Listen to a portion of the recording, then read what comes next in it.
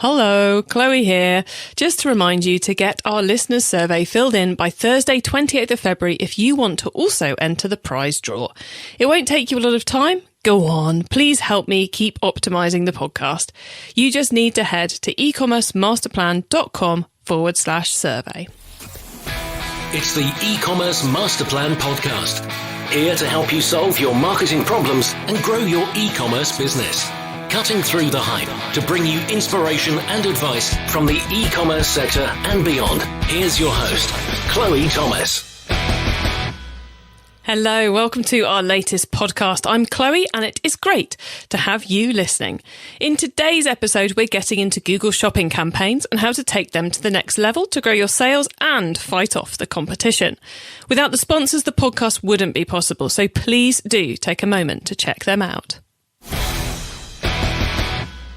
This episode is brought to you by SendPro Online from Pitney Bowes. SendPro Online makes it easy to save time and money, no matter what you send or ship, and you'll always get the best rates and never overpay. With SendPro, you can compare shipping rates between carriers, plus save 5 cents a letter and up to 40% off USPS priority mail shipping. As a listener, you can get a free 30-day trial and a free £10 scale, but only when you visit pb.com/masterplan. That's pb.com/masterplan. Today's special guest is Jon Lord of Connexity. As many of you know, I'm a big fan of Google Ads. So at eCommerce Expo last year, when Jon started to tell me about Google's comparison shopping service, or CSS for short, I couldn't believe I didn't already know about it. And if I haven't heard about it, then there's probably a good chance that you haven't either. So as Connexity are one of Google's premium CSS partners here in Europe, I thought it'd be great to get him onto the show to tell us a bit about CSS, what it is, and how to make it work for our businesses. Hello, Jon. Yeah, hi, Chloe. Thanks for having me on. It's great to have you here. I'm looking forward to getting deep into the world of CSS when it comes to GSC or Google Shopping campaigns. And I'm going to try and resist the urge to fill this entire interview out with 3-letter abbreviations, which is probably in everybody's interest. Right, before we get into that, though, can you tell us a bit more about you? How did you get started off in e-commerce? Well, I really started in marketing. So I did a psychology degree and a media degree up at Leeds University, and I had a placement in an advertising agency, but then secured a job in Barclays marketing team up in Yorkshire. And really, I was focused heavily on direct mail in those days. So very much into the data, but in those days we were couriering data tapes by bike between locations. So it's a bit of time ago now, but by early kind of 1999, I was already writing copy for websites.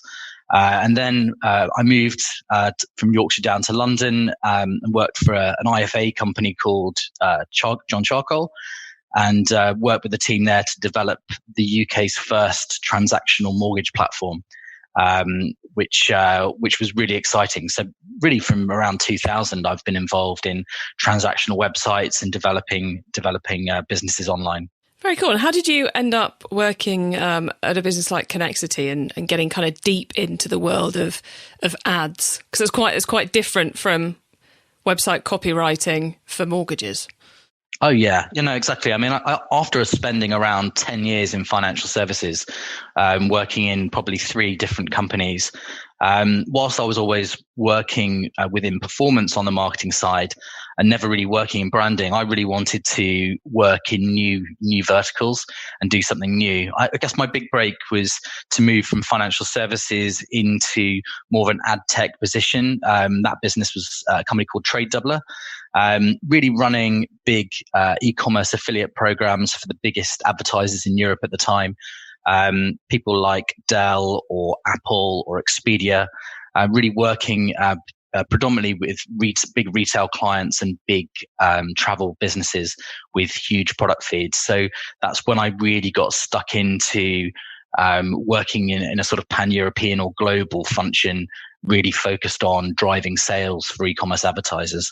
And then, I spent about 8 years on the affiliate side of the business. And then as programmatic advertising was really taking off and mobile was going crazy, probably in about 2014, I started working for a company called Criteo, and hopefully many people listening to this podcast will know about Criteo as a leader in performance display advertising. So I worked at Criteo for around 4 years, focused on the UK and European markets. Really understanding the programmatic stack and all the different 3-letter acronyms, which I won't raise on this call. I recently joined Connexity middle of this year, really sort of getting into search and really working much closer with Google as a key partner. So really, I would say, I've had great experience client side, great experience on the technology side across affiliate, display, and search, which many people on this call will see as their main channels for e-commerce. Excellent. Well, look, I'm glad I've picked someone with such pedigree as both a marketer and an ad specialist to help take our listeners through this meaty topic, I would say. So, right, we're going to be talking CSS, but just before we get into that, just in case anyone out there's going, what's a Google Shopping campaign? Could you just give us a quick explanation of what a Google Shopping campaign is, just so our listeners can kind of visualize what we're talking about? Okay. Well, I mean, many listeners will know Google for advertising, so it's their biggest revenue stream. Prior to about 2010, all the ads on Google were text ads on the right-hand side of the search results. The traditional AdWords campaigns that many people on this call will remember. From around 2010, 2011, they introduced a site called Frugal. And Frugal at that time was a free sort of product listing service, which was an extra tab within the Google search results.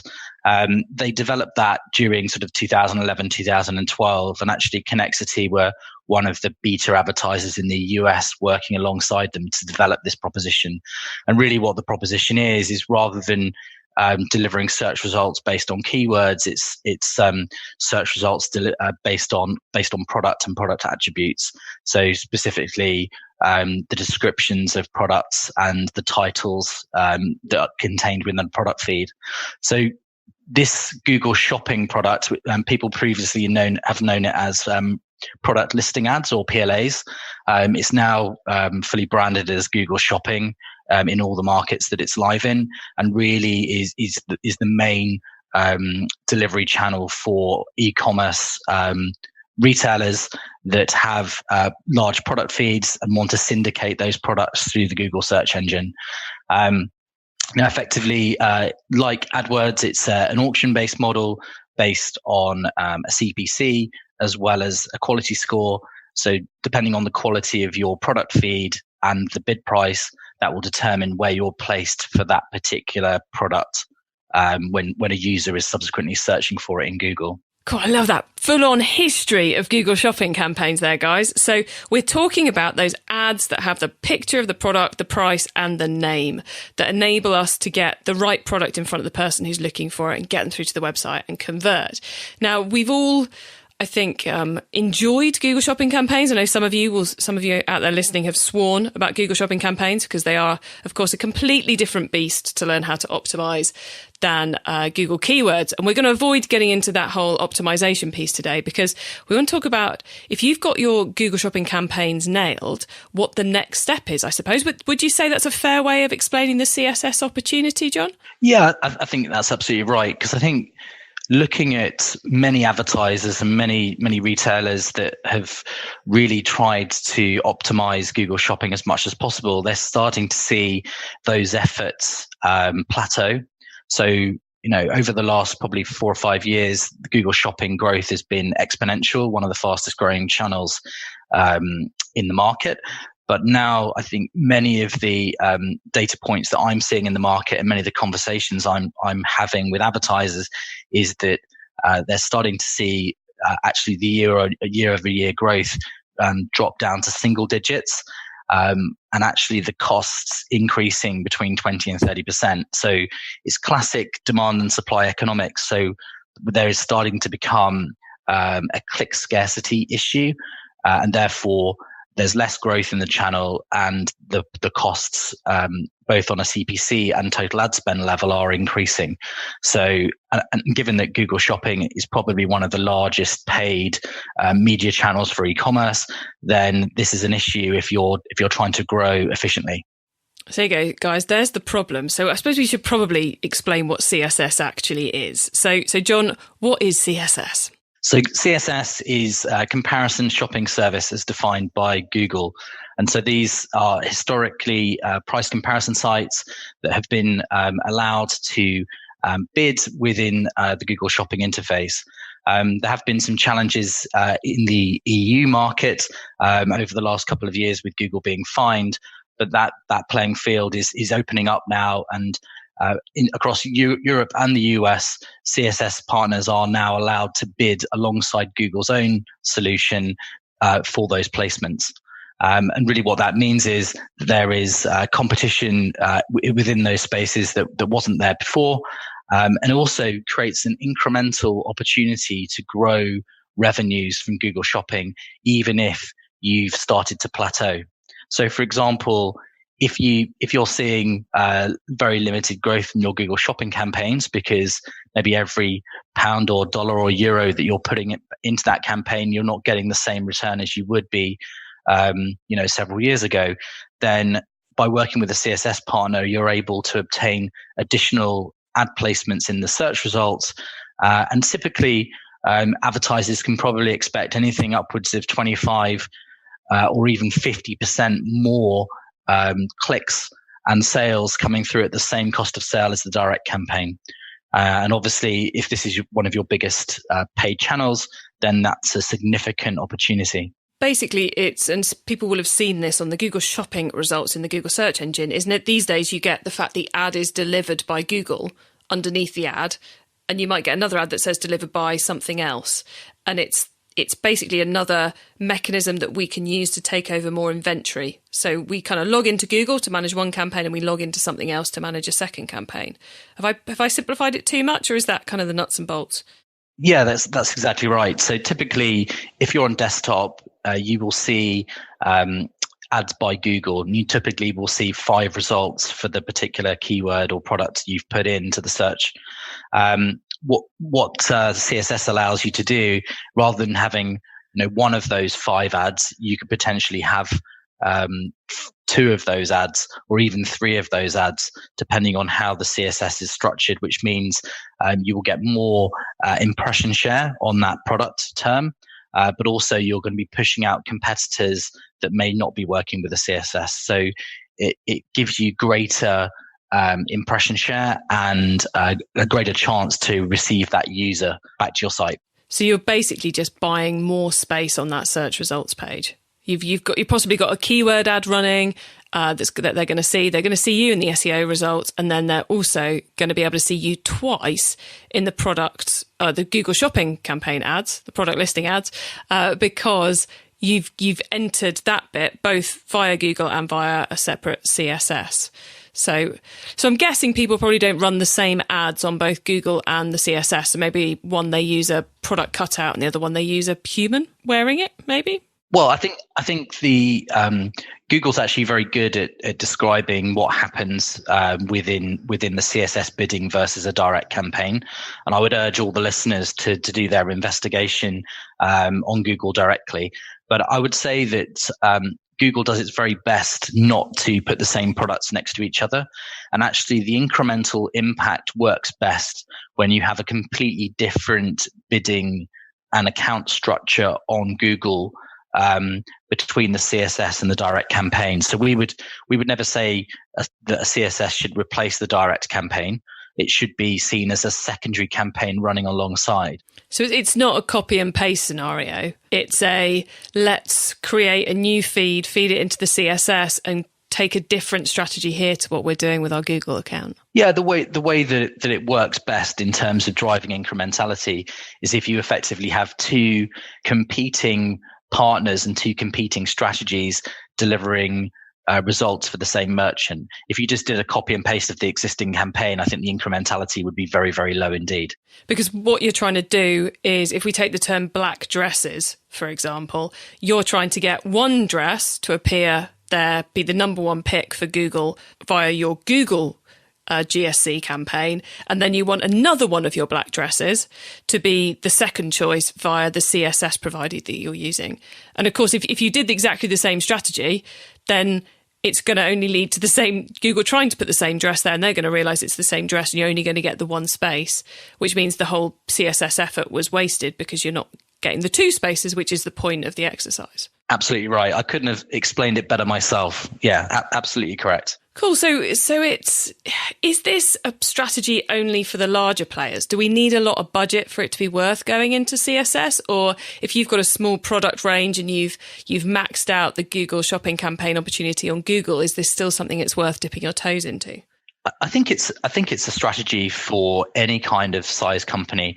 I would say if you're not already working in Google Shopping today, then obviously it doesn't make sense. You definitely need to be operating within Google Shopping and have some good experience in Google Shopping today and start to see those diminishing returns. So if you haven't seen those diminishing returns as yet, then please, I would recommend to continue working with Google until you start seeing, the performance starting to plateau.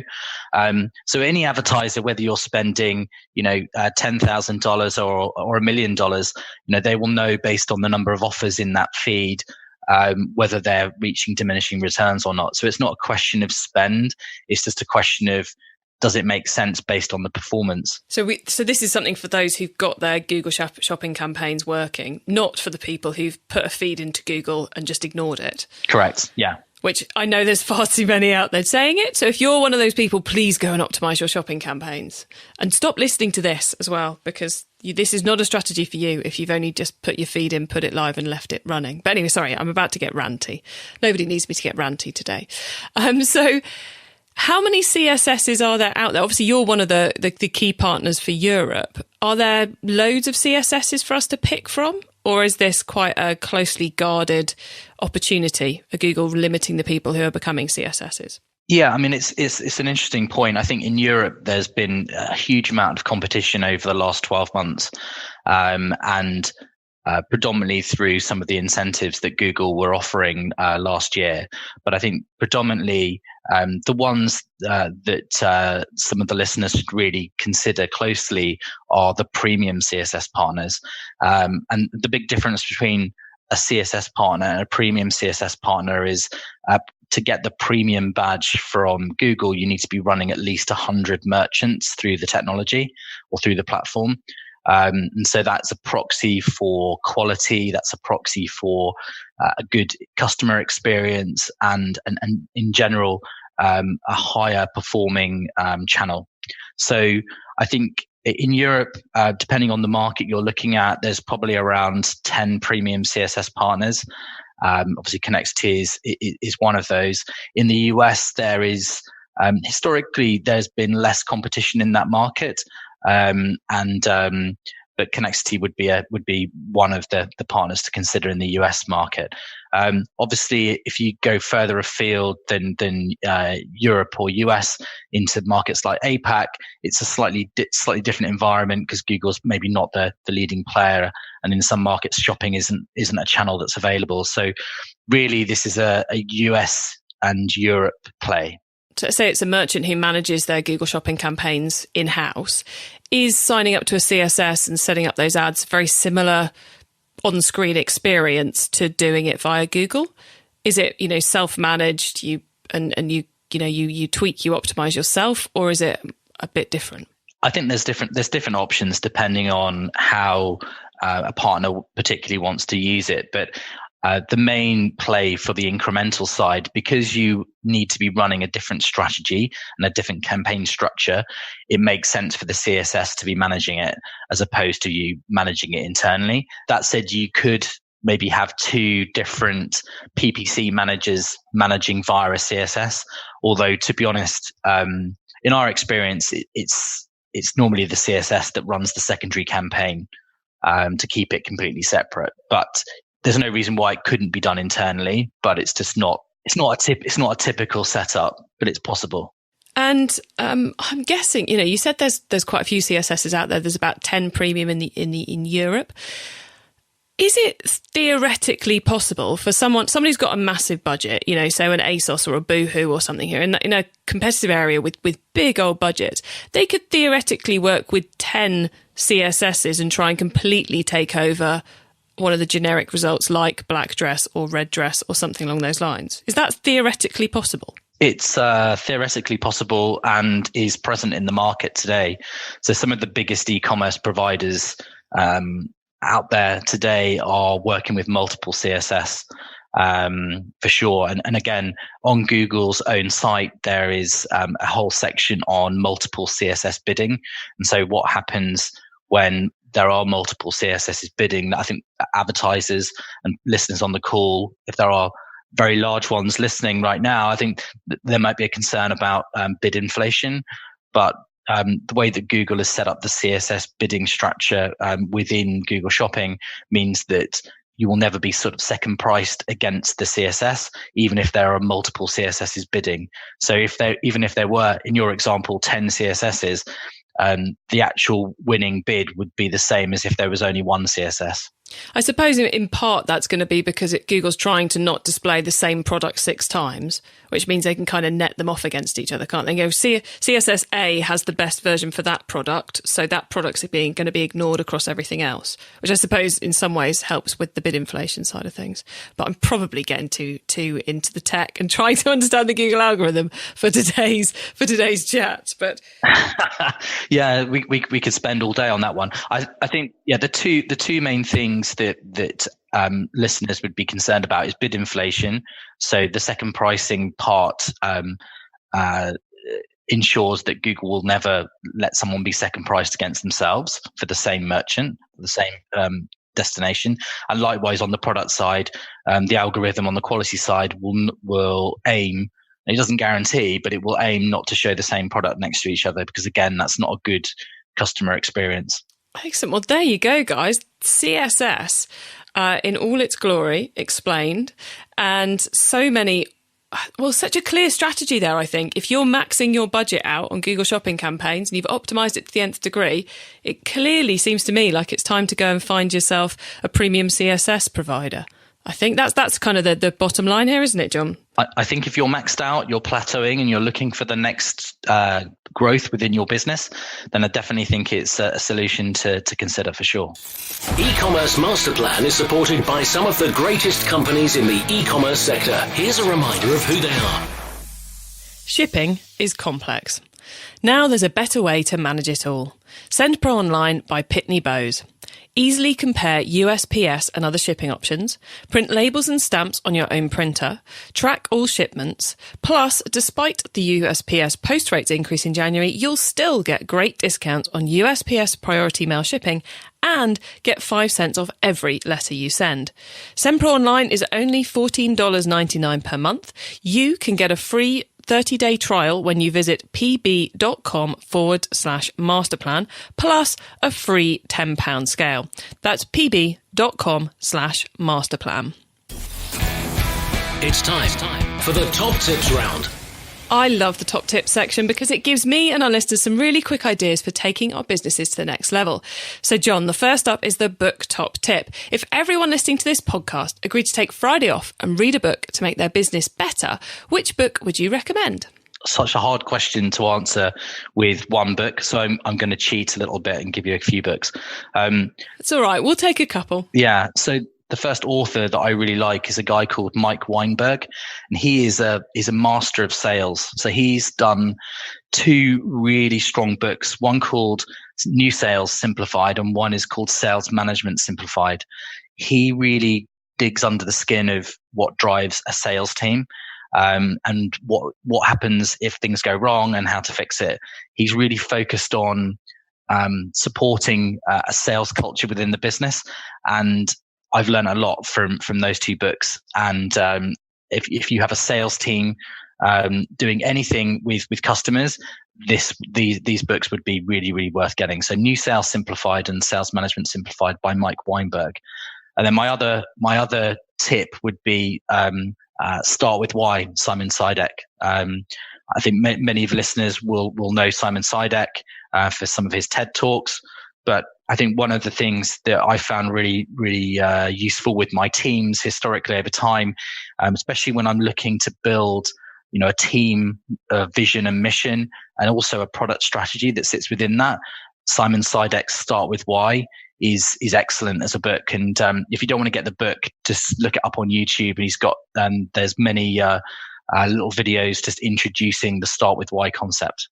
Some excellent advice there, and even a YouTube TED Talk recommendation too. Okay, the traffic top tip. Which marketing method do you either prize above all others or think doesn't get the press it deserves? CSS. It had to be, really, didn't it? It had to be CSS. So, getting incremental sales via your Google Shopping channel is absolutely key. If you're plateaued out, then this is definitely an opportunity to generate more sales. Excellent. I like the consistency as well. It would have been really bad if you come on and go SEO. It would have been like, yeah, that doesn't make sense at all. Okay, cool. So we're going, clearly CSS is our traffic top tip today. All right. Okay. The tool top tip then.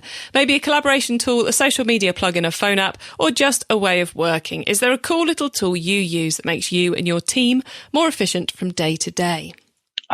Yes, I would say I've used a CRM platform called HubSpot recently this year, and I really like it. So I've used many different CRMs before, Salesforce, Microsoft Dynamics, etc. But HubSpot is a software as a service platform, very simple and easy to use.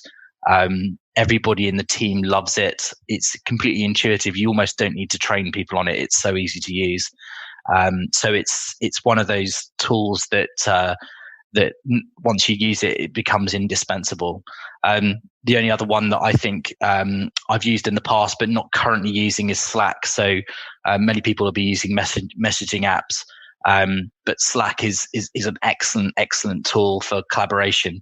Because my teams are working remotely in different parts of Europe and in the US, collaboration and messaging apps are really important. Also massively cuts down on email. Slack, I think they reportedly say that by using their messaging service, you reduce the number of emails by about 50%. And I've definitely seen that using it. And importantly, HubSpot connects with Slack. So if I can get those two working together, it will be massively efficient for your business. And they're particularly good with small to medium enterprises. So if you don't have the budget for a Salesforce, HubSpot's a really good option. Excellent. Okay, then the growth top tip. If you met someone today who's focused on growing their e-commerce business from 100 orders per month to 1,000, what would be your number one tip for them?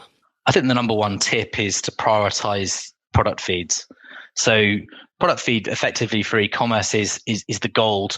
It is the unique identifier that sits powering every product that appears on the website and every product that appears off the website. So we've just talked a lot about Google Shopping.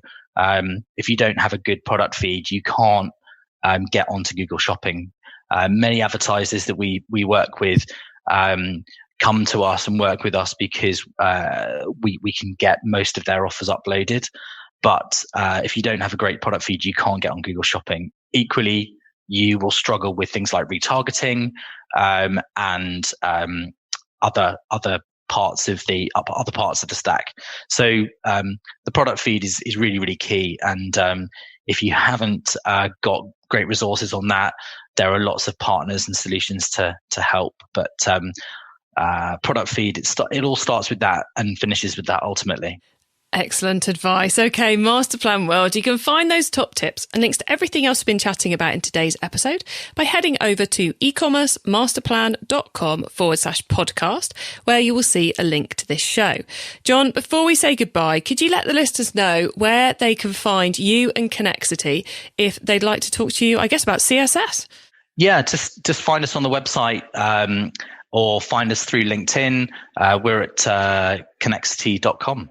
I will add links to that and everything else we talked about today in the show notes. Masterplan World, to remind you, you can find those at ecommercemasterplan.com/podcast, or just head to the website, click on the podcast tab, or use the search box to find it.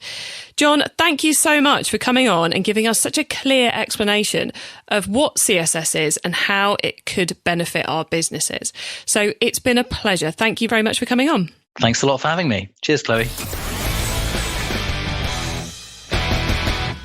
So there you go, guys. Now you understand about CSS when it comes to GSC on Google Ads. And the really important thing to take from that is if you are maxing out your Google Ads budget and your Google shopping campaigns activity, you can't find a way to generate any more sales out of it.